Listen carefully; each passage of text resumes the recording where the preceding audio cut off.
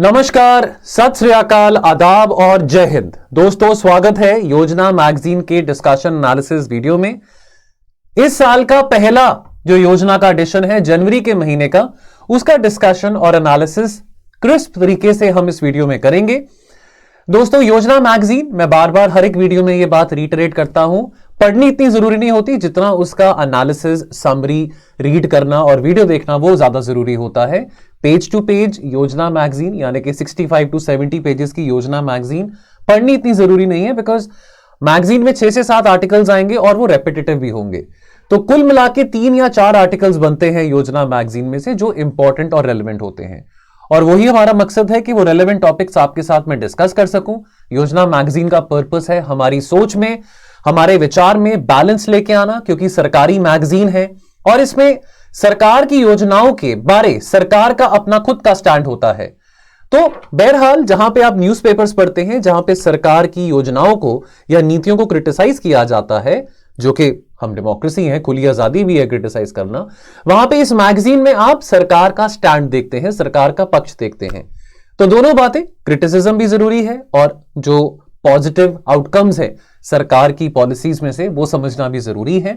आमतौर पे योजना मैगजीन के इश्यूज सोशियो इकोनॉमिक कंसर्न से रिलेटेड होते हैं, और योजना मैगजीन का content along with Kurukshetra magazine का कंटेंट बहुत रेलेवेंट है अगर आप एसए की तैयारी भी कर रहे हैं। और इसीलिए आपको मैं बताना चाहता हूं कि हमारे प्लेटफॉर्म पे भी एसए का कंप्लीट कॉम्प्रिहेंसिव मेंटरशिप प्रोग्राम है, जिसको मेरे द्वारा, मेरा नाम है कुबेर, मेरे द्वारा यह प्रोग्राम रन किया जा रहा है। तो यदि आप 2025 के एस्पिरेंट हैं या अगर आप एसे राइटिंग की तलाश में हैं, एसे राइटिंग की गाइडेंस की तलाश में हैं, तो आप सही जगह पे हैं। टोल फ्री नंबर पे कॉल करके जरूर इस कोर्स के बारे में पता कीजिएगा, आपको बहुत दिलचस्प बातें इस कोर्स के बारे में पता लगेंगी। 3 टॉपिक्स मैं डिस्कस करूंगा इस मैगजीन के एडिशन में से: जन Vishwas act, government e market place और इंडिया अफ्रीका पार्टनरशिप। तो समझेंगे इन 3 टॉपिक्स को इस वीडियो में। तो पहले तो जन विश्वास एक्ट की हम बात करें। जन विश्वास, अपने आप से नाम में क्या इसका मतलब आप समझ पा रहे हैं कि जनता में सरकार के प्रति विश्वास प्रकट करना। प्रधानमंत्री बार बार कहते हैं कि भारत में बहुत सारे कानून हैं, बहुत सारे नियम हैं, बहुत सारे रूल्स हैं, और इतने नियमों में रह के, इतने रूल्स में रह के जो आम इंसान है या जो आम इंसान है जिसकी दुकान है, जिसका छोटा मोटा व्यापार है, वो आगे नहीं बढ़ सकता। जब इतना ज्यादा कंप्लायंस बर्डन छोटे मोटे व्यापारियों पे हो, नागरिकों पे हो, तो उससे ऑब्वियसली आपकी ग्रोथ नहीं हो पाएगी। सारा टाइम आपको बस इसी बात का प्रेशर रहेगा कि यहां पे ये करना है, वहां पे वो कंप्लायंस करना है, यहां पे ये फॉर्म साइन करना है, अरे उस रूल को अगर वायलेट कर दिया तो मेरे घर पे चक्कर पड़ जाएगा, मेरे घर पे पुलिस वाले आ जाएंगे, एटसेट्रा एटसेट्रा। इसका मतलब ये नहीं है कि कानून की पालना ना करें, कानून की पालना करनी है, लेकिन अननेसेसरली जो लॉज, जो ऐसे रूल्स या ऐसे नॉर्म्स हमारे बीच में अड़चन बनते हैं, उनको कैसे हटाया जा सके, जिससे आम नागरिक की जिंदगी में सुधार आ सकता है, प्रशासन और बेहतर हो सकता है, और व्यापारियों के लिए, छोटा व्यापारी हो या कोई बड़ा व्यापारी हो, व्यापारियों के लिए काम धंधा करना आसान हो सकता है।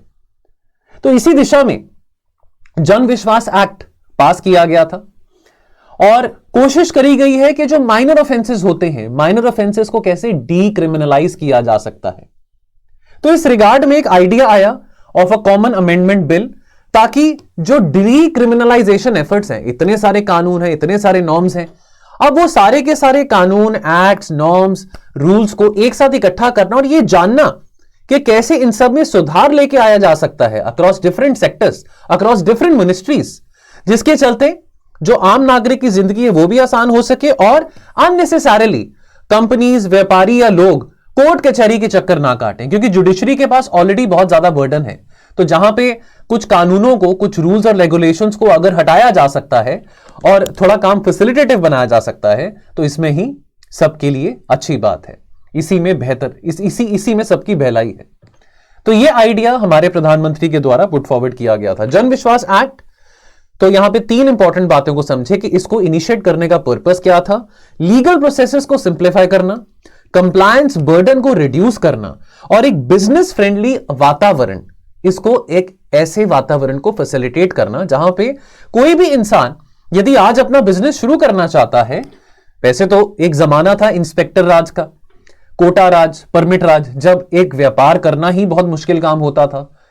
अगर मैं अपने पेरेंट्स की जनरेशन की बात करूं तो व्यापार करना बहुत बुरा माना जाता था। यानी कि अगर कोई आदमी बिजनेसमैन है तो यह देखा जाता था कि अरे वो तो बहुत काला धन कमाता होगा, उसको कितने सारे पैसे खिलाने होते होंगे सरकारी अफसरों को।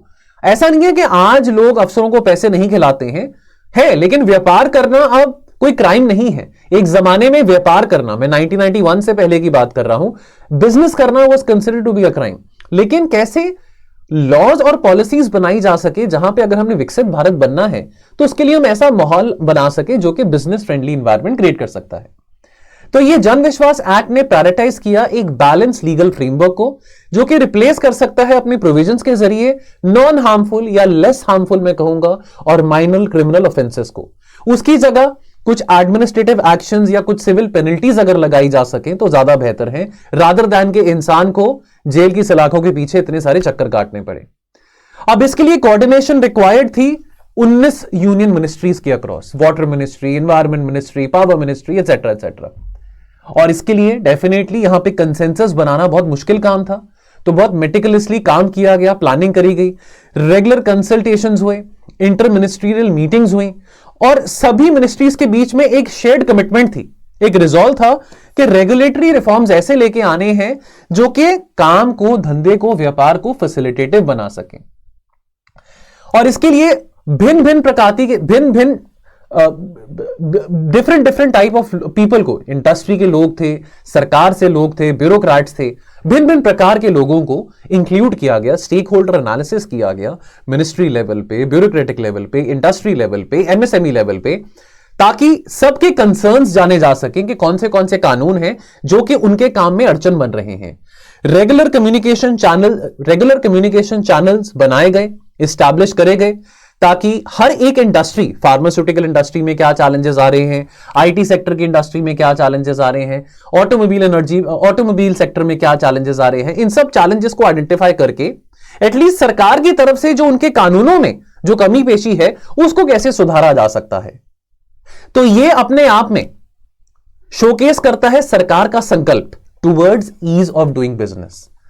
तो ये एक्ट ने एड्रेस करे provisions across 42 acts administered by 19 ministries, presenting challenges in managing such a comprehensive legislative overhaul. इतना आसान काम नहीं था, बहुत सारे कंसल्टेशंस हुई, बहुत सारी मीटिंग्स हुई डिफरेंट मिनिस्ट्रीज के बीच में, लेकिन at the end of the day कोशिश ये करी गई थी कि जो इंटरेस्ट हैं across different ministries and across various sectors, across various stakeholders, उनको अलाइन किया जा सके, स्ट्रीमलाइन किया जा सके, और जो ऑब्जेक्टिव्स हैं ब्यूरोक्रेट्स के, मिनिस्ट्रीज के और इंडस्ट्री के, एक कॉमन ग्राउंड वहां पे रीच किया जा सके। और इस दिशा में प्रधानमंत्री और कैबिनेट सेक्रेटरी की जो गाइडेंस थी, उनका जो रोल था यहां पे बहुत महत्वपूर्ण था, बिकॉज उनके ही नजरिए से और उनकी ही दृष्टि से मदद मिल सकी कि इतनी सारी मिनिस्ट्रीज अपने आप में बेहतर तालमेल करके अमेंडमेंट्स लेके आ सकते हैं कानूनों में। अब आपको सारे के सारे कानून तो याद रखने नहीं है, 42 एक्ट थे, 183 प्रोविजन थे, क्या लगता है आपको याद कर पाओगे? नहीं कर पाओगे। In addition a committee of representatives from the CEO of NITI Aayog, the department of legal affairs and the DPIIT, इन तीनों ऑर्गेनाइजेशंस ने भी बहुत मदद करी कॉमन प्रिंसिपल्स को सेटअप करने के लिए, which served as a guiding framework for the Jan Vishwas act. एक प्रिंसिपल था जो स्पेसिफिकली टारगेट किया गया था जनरल क्रिमिनल प्रोविजंस के टुवर्ड्स, यानी कि वो प्रोविजन जो कि पनिशमेंट प्रिस्क्राइब करती हैं जब या तो किसी भी एक्ट का पूरा वायलेशन होता है या किसी एक्ट के सर्टेन प्रोविजंस का वायलेशन होता है। तो यानी कि ये स्ट्रैटेजी को रखा गया था टू डीमार्केट एंड डिस्टिंग्विश कि कौन से सीरियस कंट्रोवेंशंस हैं और कौन से नॉन सीरियस कंट्रोवेंशंस है। एक कानून है, अब देखिए, अब कानून में फॉर एग्जांपल, मैं वैसे आपको इंकरेज तो नहीं कर रहा हूं कहने के लिए, लेकिन एक कानून है कि आपने सीट बेल्ट नहीं लगाया, अब और एक कानून है कि आपने हिट एंड रन करके आप किसी को गाड़ी से उड़ा के आप कहीं भाग गए, है ना। अब दोनों केसेस में वायलेशन ऑफ लॉ तो हुआ है। एक केस में आपने सीट बेल्ट नहीं लगाया तो आपको उसके लिए चलान हो सकता है, एक केस में आप किसी को मार के ही चले गए हैं, आप उसको अस्पताल लेके नहीं गए हैं, तो वो ज्यादा बड़ा ऑफेंस है। अब एक ही तराजू से दोनों ऑफेंसेस को तोला नहीं जा सकता। सीट बेल्ट नहीं लगाया तो आपको फाइन लगेगा 1000 रुपए का, 1500 रुपए का, जितना भी फाइन होता है। खैर मैं सीट बेल्ट लगा के चलता हूं, इस करके मेरे को नहीं पता कितना फाइन होता है, बट व्हाटएवर इट इज।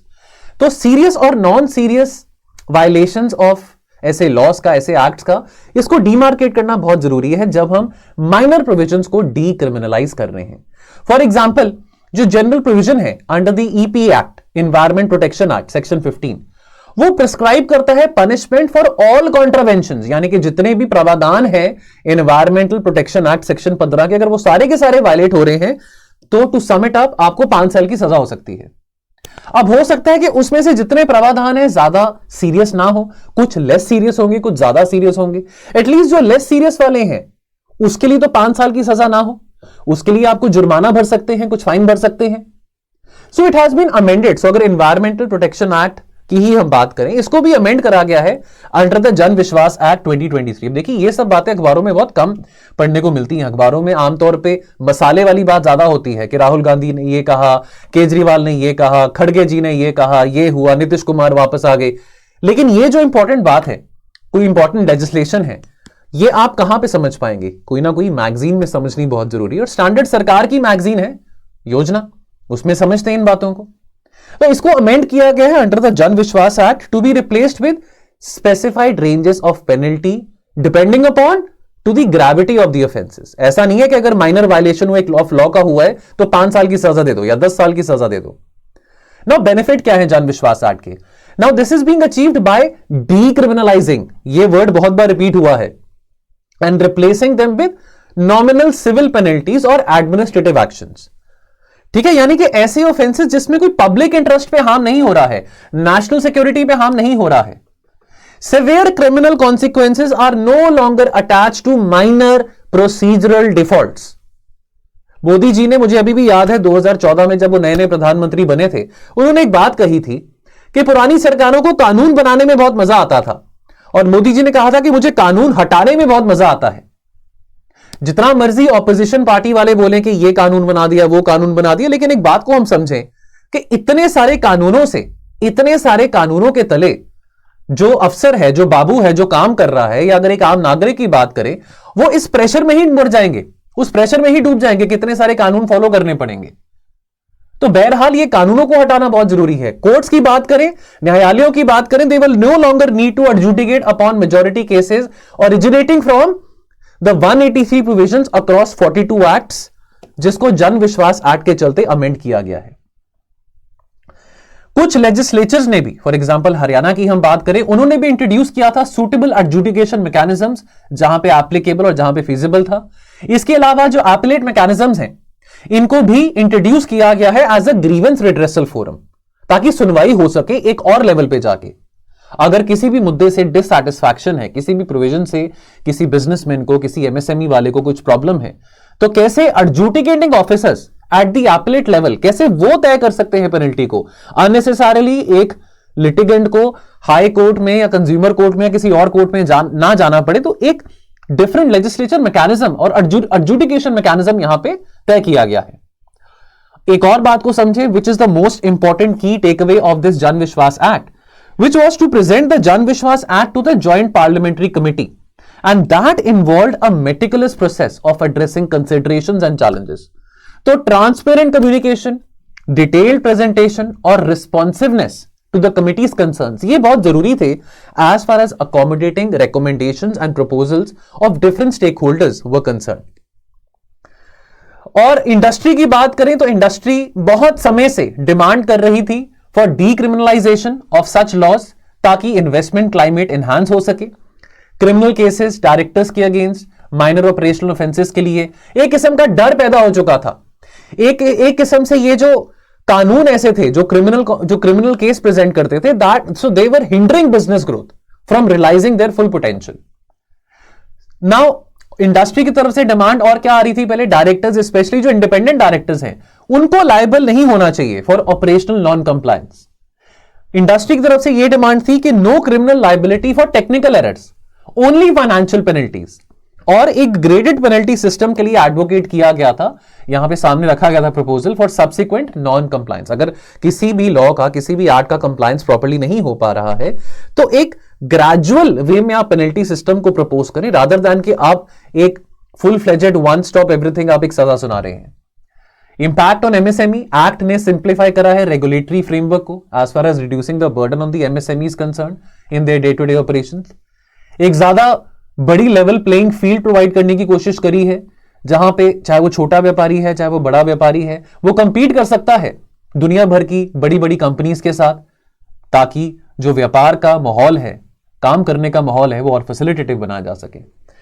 तो अंत में यही कहूंगा कि ये जो अमेंडमेंट जन विश्वास एक्ट के चलते आई है, यहां पे comprehensive set of regulatory reforms हुए हैं जो कि ब्यूरोक्रेटिक हर्डल्स को मिनिमाइज करने के लिए ओरिएंटेड थे। इसके जो गाइडिंग प्रिंसिपल हैं वो बहुत ज्यादा हाई प्रायोरिटी देते हैं एक फेयर और ट्रांसपेरेंट लीगल सिस्टम में, विच सब्स्टिट्यूट्स एडमिनिस्ट्रेटिव प्रोसीडिंग्स और civil penalties for less serious crimes.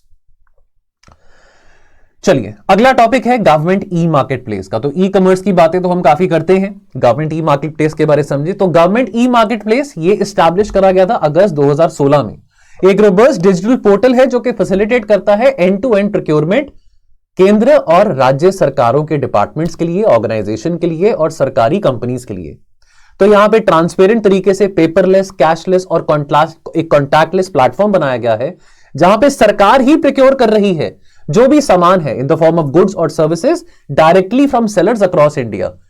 अब इसमें जो पूरा का पूरा प्रोक्योरमेंट प्रोसेस है, चाहे वो वेंडर रजिस्ट्रेशन हो या चाहे वो रिसीविंग ऑफ गुड्स हो और या टाइमली पेमेंट करना हो, ये सारा का सारा कंट्रोल सरकार के हाथ में होगा। ये डिजिटल सोल्यूशन, ये डिजिटल माध्यम पब्लिक प्रोक्योरमेंट में लेके आना बहुत जरूरी था, बिकॉज उससे पहले जो प्रोक्योरमेंट प्रोसेस था वो बहुत ओपेक था, टाइम कंज्यूमिंग था और अक्सर जो विचोलिए होते थे वो बहुत सारे पैसे खा जाते थे। तो ये इस तरीके से बनाया गया है जो कि मैनुअल प्रोसेसेस को रिप्लेस कर सके, जिसके चलते पब्लिक प्रोक्योरमेंट ज्यादा एफिशिएंट, ज्यादा ट्रांसपेरेंट और ज्यादा इंक्लूसिव हो सके। इस प्लेटफॉर्म को बनाने का मकसद था एक कंपेटिटिव मार्केट प्लेस बनाने के लिए जहां पे क्वालिटी गुड्स और सर्विसेज सरकार for the benefit of citizens procure कर सके। इसका जो ओरिजिन है गवर्नमेंट ई मार्केट प्लेस का, वो लाई करता है and as in terms of transforming the public procurement ecosystem by a technologically advanced and digital only platform। पीछे मैं प्रधानमंत्री जी का स्पीच सुन रहा था ऑन दी मोशन ऑफ जो पीछे उनका प्रधानमंत्री जी का बजट सेशन के समाप्ति में जो स्पीच आ रहा था, मोशन ऑफ थैंक्स को जो स्पीच आ रहा था उनका, on the motion of thanks जो उन्होंने एड्रेस किया था, और उन्होंने ये बात कही थी कि किसी जमाने में आज से 8-9 साल पहले लोग सरकार का मजाक उड़ाते थे ये कह के कि ये मोदी जी डिजिटल इंडिया का सपना कैसे पूरा कर पाएंगे। लेकिन आज आप देखिए, कोविड आया, महामारी आई, तो ये digital India was thriving, digital connectivity was thriving. काम तो बंद नहीं हुआ। हाँ, वो और बात है कि ऑपोजिशन में सरकारों का कहना है कि अगर वो भी सत्ता में होते तो ये डिजिटल कनेक्टिविटी का फायदा उनको भी मिलता। खैर, वो सब बातें बात की हैं, लेकिन ये बात को तो मानना पड़ेगा कि डिजिटल कनेक्टिविटी को बढ़ाने से फाइनेंशियल लिटरेसी बढ़ी है, फाइनेंशियल पेमेंट्स बढ़े हैं। अब हम देख रहे हैं कि जो सुविधाएं हैं, जो सर्विसेज हैं, जो पब्लिक सर्विसेज हैं, वो भी हमको बेहतर तरीके से मिल रही हैं बिकॉज ऑफ इंक्रीजिंग डिजिटाइजेशन। अब अगर आज आपने लाइसेंस रिन्यू करना है, डेथ सर्टिफिकेट के लिए अप्लाई करना है, बर्थ सर्टिफिकेट के लिए अप्लाई करना है, तो सरकारी दफ्तरों में धक्के खाने की जरूरत नहीं है, घर बैठे बैठे आप अप्लाई कर सकते हैं। वो और बात है कि कई बारी सरकारी वेबसाइट्स का सर्वर डाउन हो जाता है।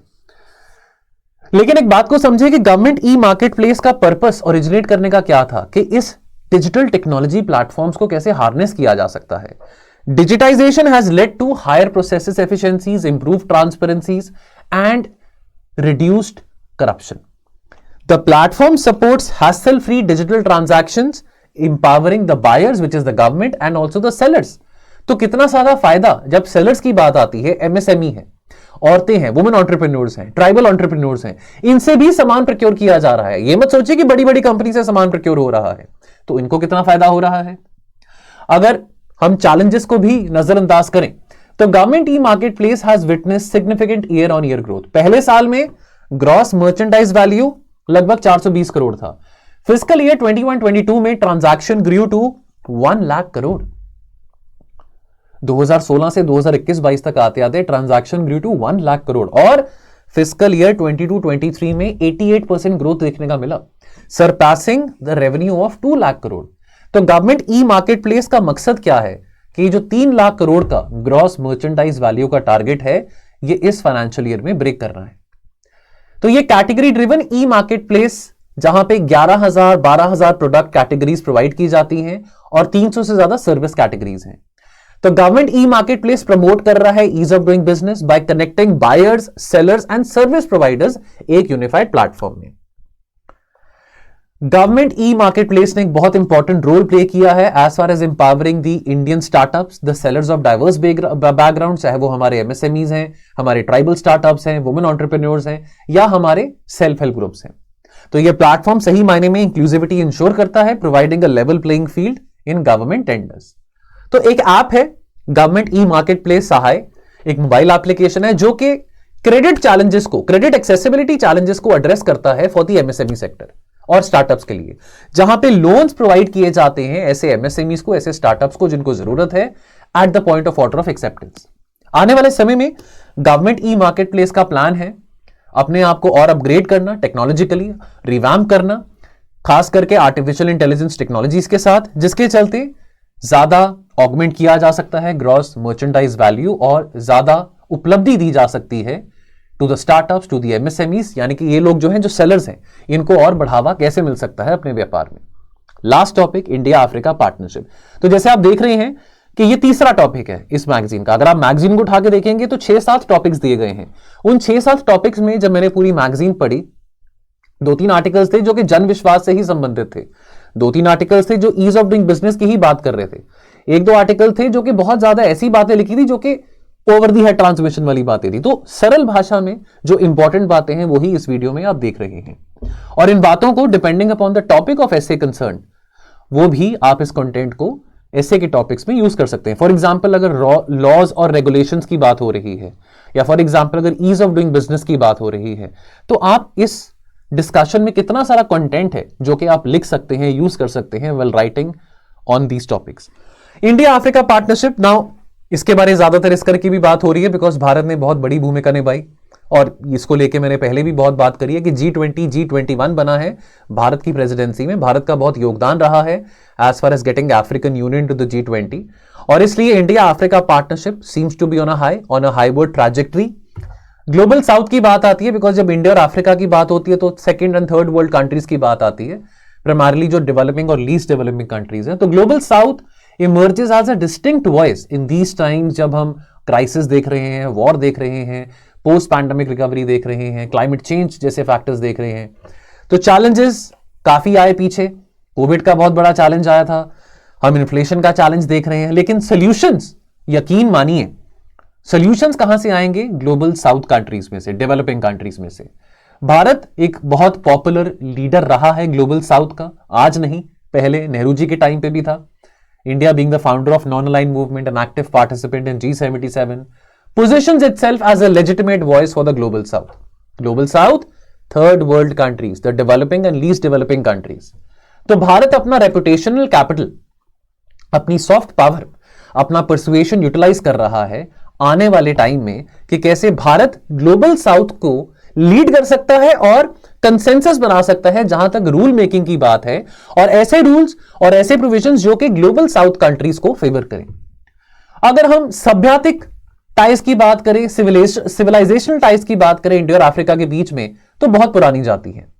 Maritime interactions between the Sumerian civilisation and the Sindhu civilisation, we have well recorded established documents of that in our history.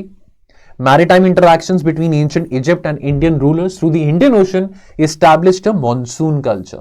What is this monsoon culture? अगर आप इस वीडियो के एंड तक यहां तक बने हुए हैं, कमेंट सेक्शन में बताइएगा। Mahatma Gandhi is moral and political awakening in South Africa. हम देखते हैं कि अगर हम स्ट्रगल अगेंस्ट अपार्थाइड की बात आती है, जहां पे नेल्सन मंडेला ने 27 साल जेल में बिताए थे, तो साउथ अफ्रीका में स्ट्रगल, जो संघर्ष रहा था अगेंस्ट अपार्थाइड और अगेंस्ट डिस्क्रिमिनेशन, उसकी जो नींव है वो लेट 19th सेंचुरी में महात्मा गांधी ने रखी थी, और उन्हीं सिद्धांतों को, उन्हीं परंपराओं को, उन्हीं वैल्यूज को आगे नेल्सन मंडेला ने आगे बढ़ाया। और महात्मा गांधी की वैल्यूज, नॉन वायलेंस, कंपैशन, इन्हीं सब वैल्यूज को बहुत सारे अफ्रीकन लीडर्स ने इस्तेमाल किया जब बहुत सारी अफ्रीकन कंट्रीज ने भी स्ट्रगल किया अपने कॉलोनियल पावर्स के against in the middle of the 20th century. Diplomatic ties की बात आती है जहां तक, तो जितने भी ऐसे इंस्टीट्यूशंस हैं जहां पे अमेरिका का रोल बहुत कम है, चाहे वो ब्रिक्स की बात हो, चाहे वो OIC हो, ADB है, NDB है, इन सब फोरम्स पे अफ्रीकन कंट्रीज भारत को काफी सपोर्ट करते हैं। African countries are supporting and also in favour कि इंडिया को एक permanent seat at the UNSC मिले। That is a fight, that is a challenge which India has been competing for a long time. Health equity है, climate injustice की बात हो, energy security की बात हो, इन सभी विषयों पे भारत और अफ्रीकन कंट्रीज की बहुत ज्यादा कोलैबोरेशन देखने को मिलती है। जहां तक हम व्यापार की बात करें तो भारत और अफ्रीकन देशों के बीच में जो व्यापार है वो 14 गुना बड़ा है 2001 से 2013 के बीच में, यानी कि 13-14 सालों में 14-15 गुना व्यापार बढ़ना अपने आप में बहुत बड़ी बात है। इंडिया आज one of the top 5 investors है अफ्रीका में। ट्रेड डाइवर्सिफिकेशन और प्राइवेट इन्वेस्टमेंट के जरिए आज भारत और अफ्रीका के बीच में कितना व्यापार हो रहा है, $100 बिलियन तक का व्यापार हो रहा है। In fact several Indian companies, they have made major investments in countries like South Africa, Egypt, Sudan, Mozambique, Ghana and Nigeria. तो चाहे वो एग्री बिजनेस सेक्टर में हो, आईटी है, फार्मास्यूटिकल है, एनर्जी है, ओवरऑल ट्रेड दोनों इंडिया और अफ्रीका के बीच में $100 बिलियन टच कर चुका है। इनफैक्ट आईएमएफ की आंकड़े हैं दैट लगभग 22 से 23% भारत का जो एफडीआई है वो अफ्रीका के टुवर्ड्स जा रहा है। Current stock of Indian investments in Africa is $32 billion. और क्या आप जानते हैं कि current stock of investments from Africa coming to India is around $70 billion. तो आने वाले समय में डेवलपिंग देशों को ऐसे ही समझदारी के साथ कोऑपरेशन दिखानी पड़ेगी। ग्लोबल साउथ की जहां पे बात आती है, 55 देश ग्लोबल साउथ के अफ्रीकन कॉन्टिनेंट में है और आने वाले 5-6 सालों में बहुत निर्भर करेगा कि ये developing countries sustainable development goals के टारगेट कैसे अचीव कर सकती है, और जहां पे भारत ने बहुत बड़ा रोल प्ले करना है इन टारगेट्स को मीट करने के लिए, along with transitioning towards the green growth. चलिए, सो दोस्तों, ये कुछ बातें थी। 25-26 मिनट में हमने ये मैगजीन का एनालिसिस पूरा खत्म किया है। यदि आपको ये वीडियो पसंद आया है, do hit the like button. कुछ सजेशन है आपके, कमेंट सेक्शन में जरूर बताएं। अगर आपने इस वीडियो को अंत तक देखा है तो एक छोटा सा होमवर्क आपको दे रहा हूं, आपने कमेंट सेक्शन में लिखना है योजना जनवरी 2024, just to see and just to feel motivated as a teacher कि आप में से कितने बच्चे सीरियसली इन इनिशिएटिव्स को फॉलो कर रहे हैं। Thank you so much.